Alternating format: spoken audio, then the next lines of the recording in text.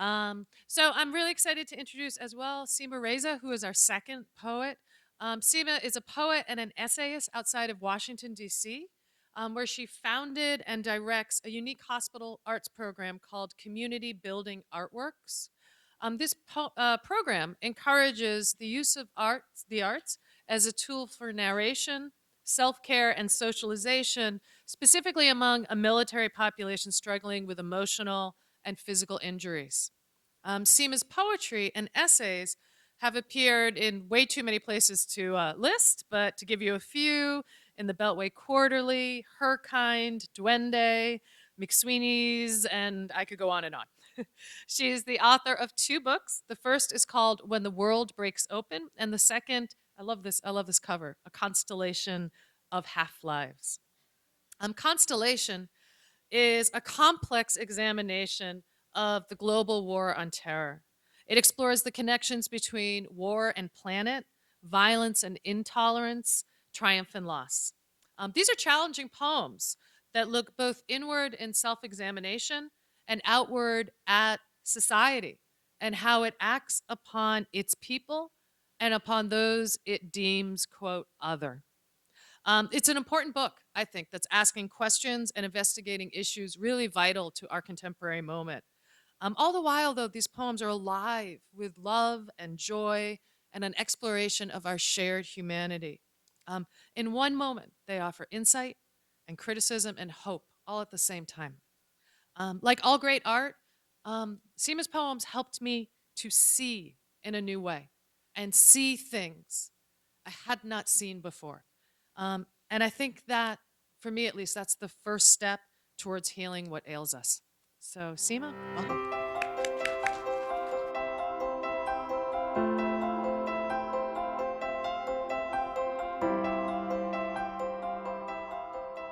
I think this poem is this is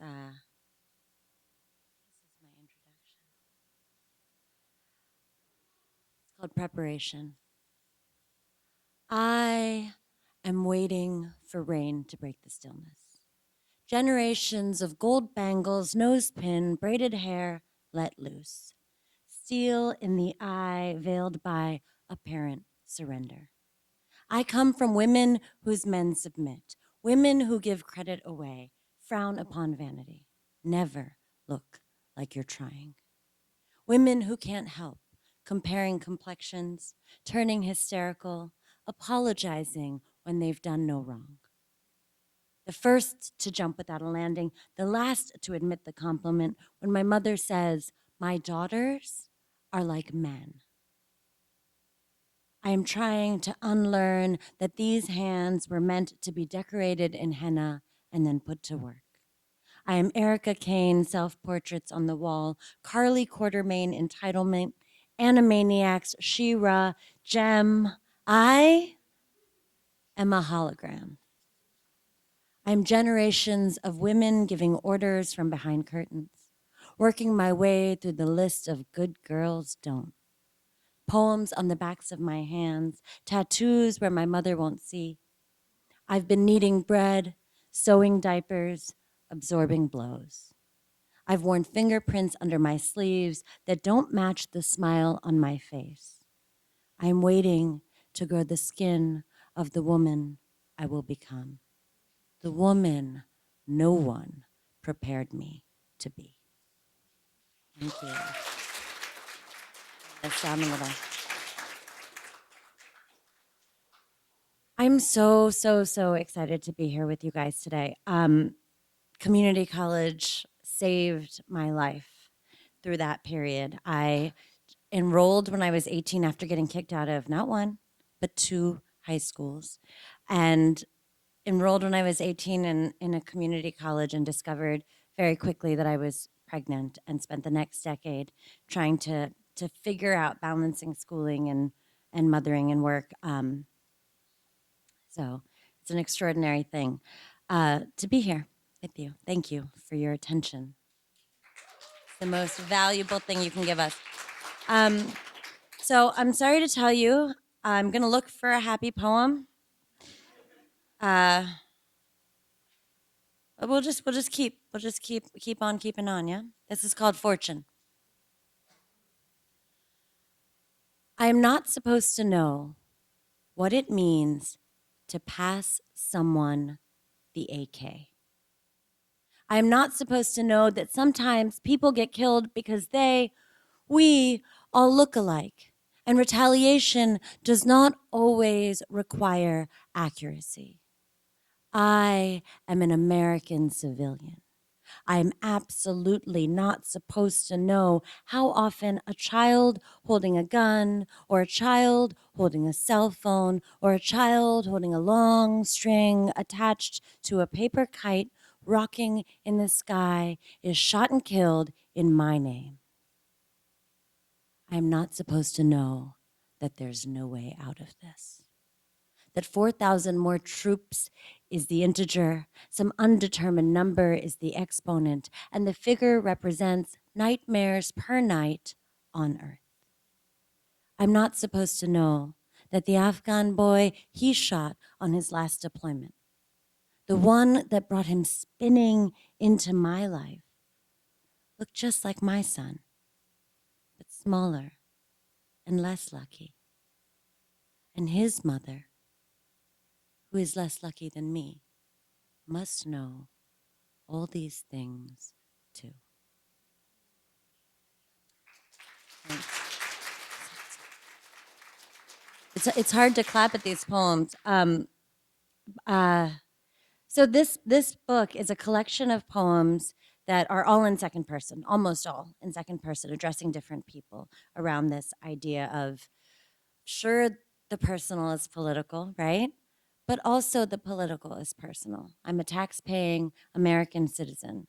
I'm making decisions. These decisions are being made in my name. And what is my responsibility?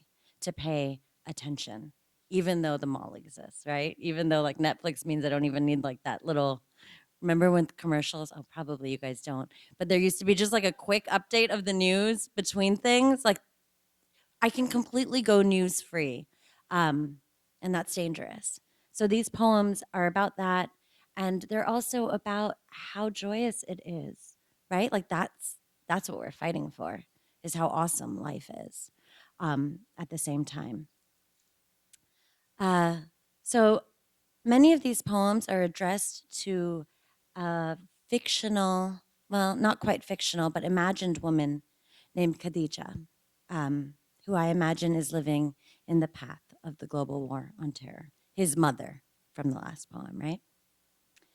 Um, and I'm going to read you, look at me just changing my mind right here in front of you.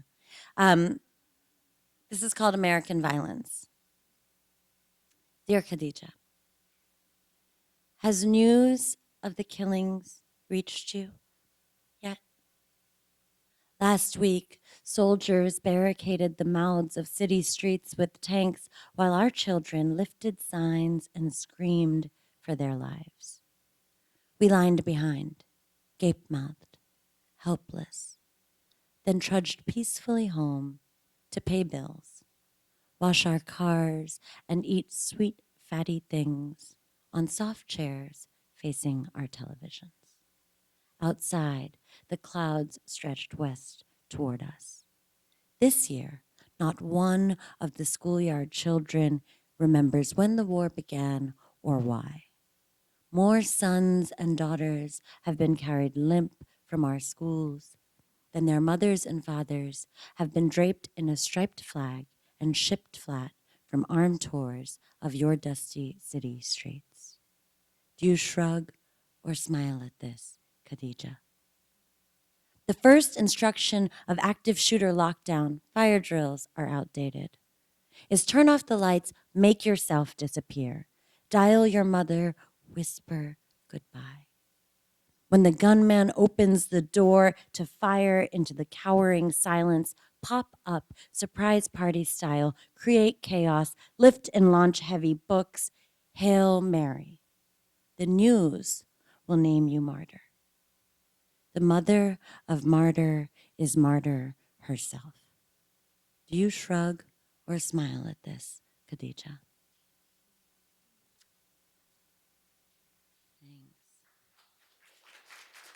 Thanks. Um,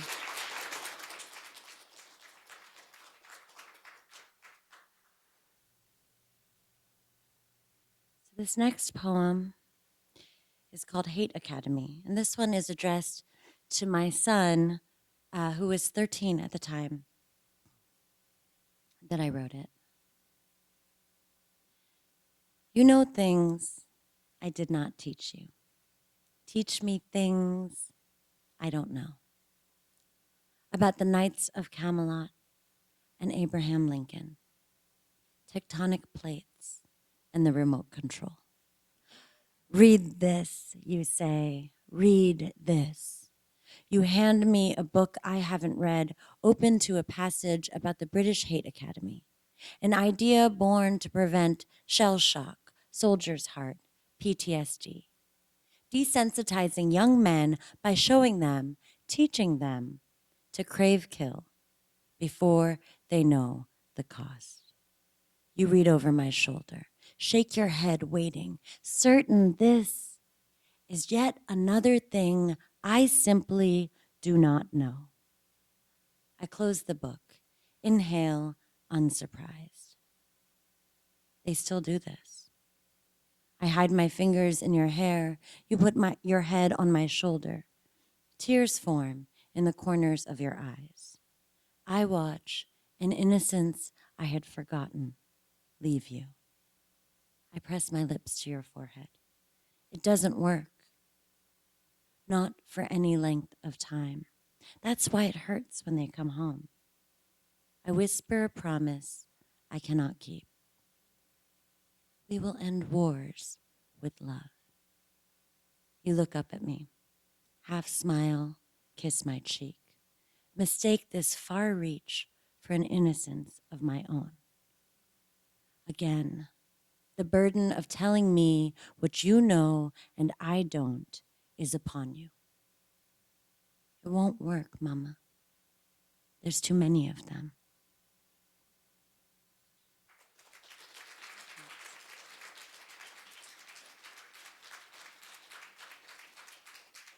But there's more of us. Okay, so my mom hates it when I read this poem.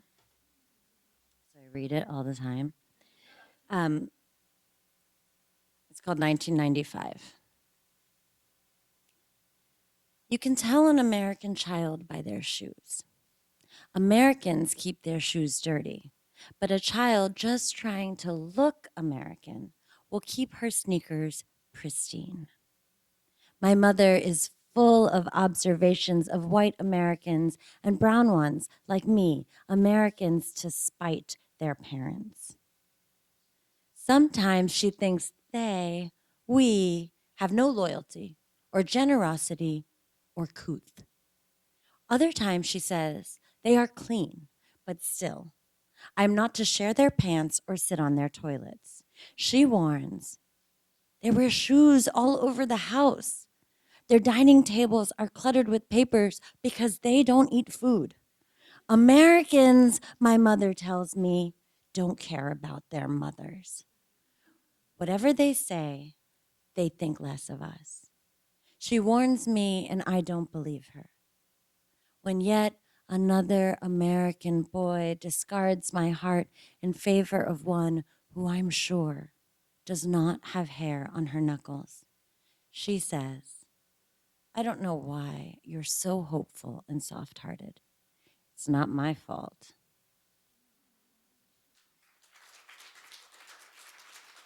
Um,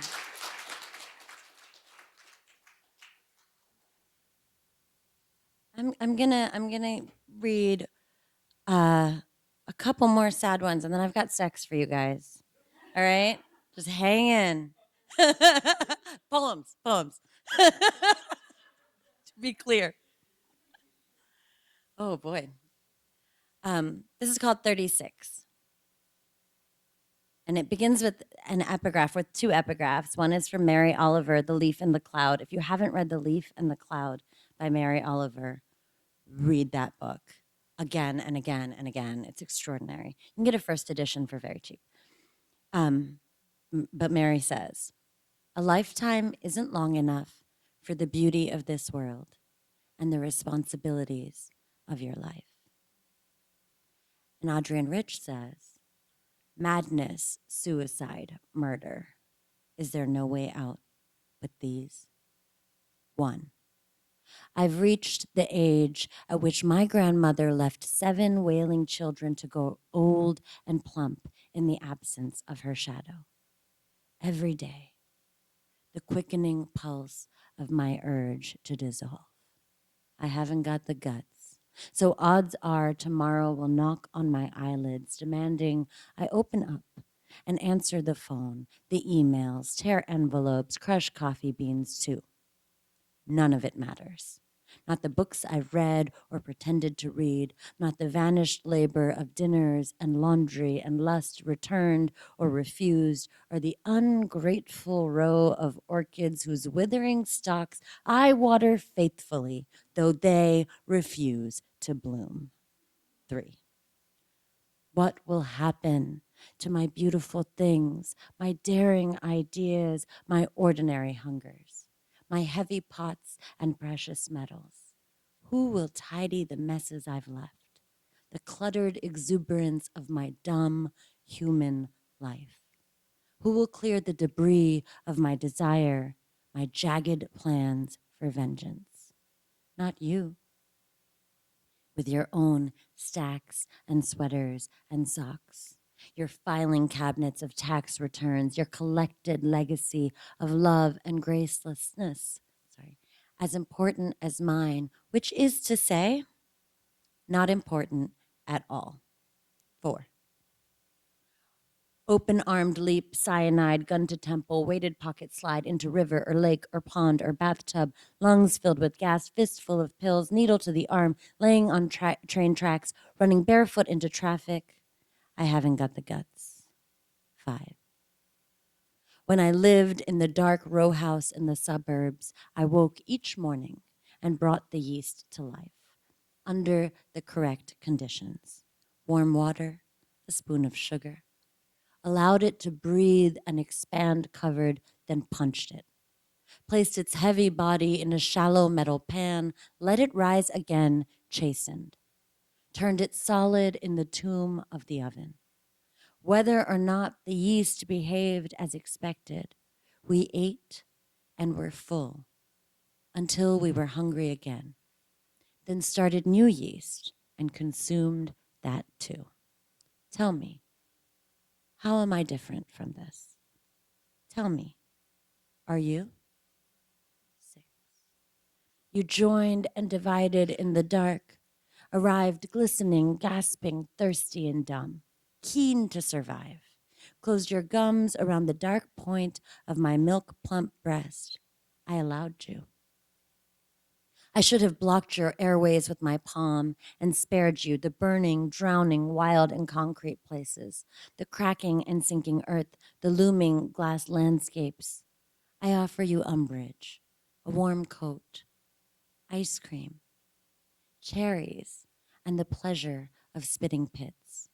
I show you the angled legs of crickets, tadpoles swarming in the shallow, the blue heron stalking fish, the dwindling whales through binocular sights, knowing you are the best thing here until you are consumed. I prop you at this table and am glad for your company. So this, it's all gonna be, well, I'm doing the best I can, all right, with the happy. Um, so I wrote When the World Breaks Open. It's a collection, it's a memoir in essays and poetry back and forth. It's a hybrid memoir. And I started it because I had to write it. I had to make sense of this really dysfunctional marriage I was leaving. Um, and honestly, like, didn't really know that it was going to be a book. And even when it was going to be a book, I didn't really believe it was going to be a book. And then when it arrived, like a box of this, I was like, oh shit, my business is out. Um, so this poem is called Apples. 1. The apple doesn't fall. It glistens when ripe. It is plucked, wrenched from the tree, and then blamed for being a temptation. 2. I want to be dead woman flawless, legendary, two-dimensional, like my grandmother, the gold standard of Bengali beauty impressed through photo frame glass upon my childhood. Pale skin, thick hair, narrow nose, big eyes. Each night, 100 tugs on my nose to make it long by the dark, broad-nosed woman who cared for me. She wanted me to be prettier. Now I want to be prettier than your girlfriend, prettier than your wife. I want mine to be the face you risk your neck reaching for, the apple you cannot resist twisting from the tree. 3. When yet another man knocks, smelling of salt and cloth, demanding a piece of you, take the knife from his hand. Choose the piece of your flesh to surrender. Carve it out cleanly. Put it in his palm. Smile sweetly. You may be tempted to brandish the blade in his direction. Let him go unscathed. Keep slicing for each of their hungry mouths until all that remains is your frame. Shut the door and take stock. This is what you have to give. Thanks.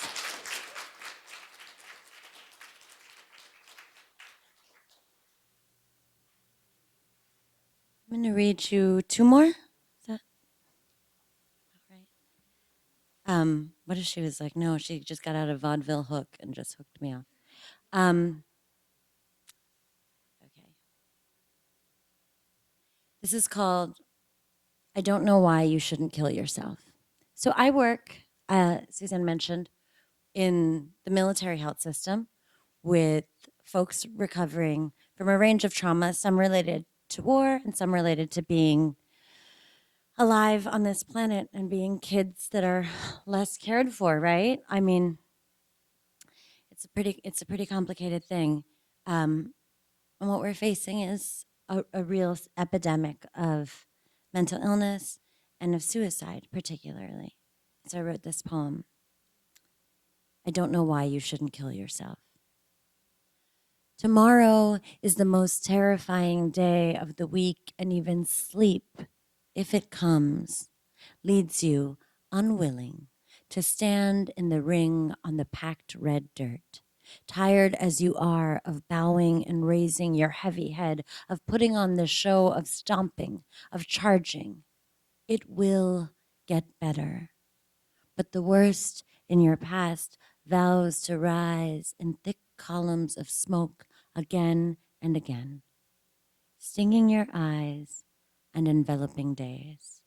Ahead lies paperwork and consequence and more nights of gravity without ground. I can't promise you anything. Can't live for you, can't quiet memory or stem the flow of hot panic. I can't tell you how many pills or poems until the heat of this fever has passed and you regain your taste for the metallic sweetness of frosting dissolving on your tongue, the insides of eyelids turned amber by sunlight, the pleasure of noodles spooled around a fork while outside rain falls, the way your daughter's laughter and tears burst forth with equal sudden commitment.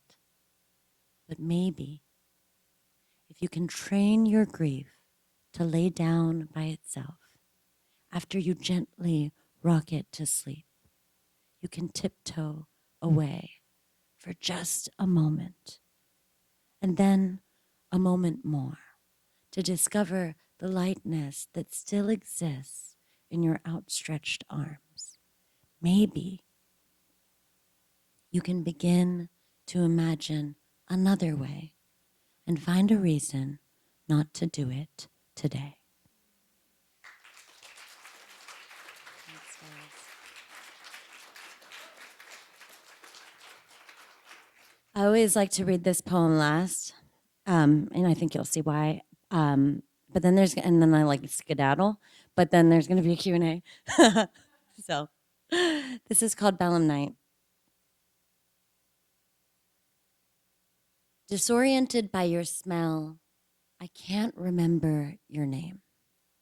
I dip my finger into the depression where neck and shoulder and clavicle intersect and ask, is it you?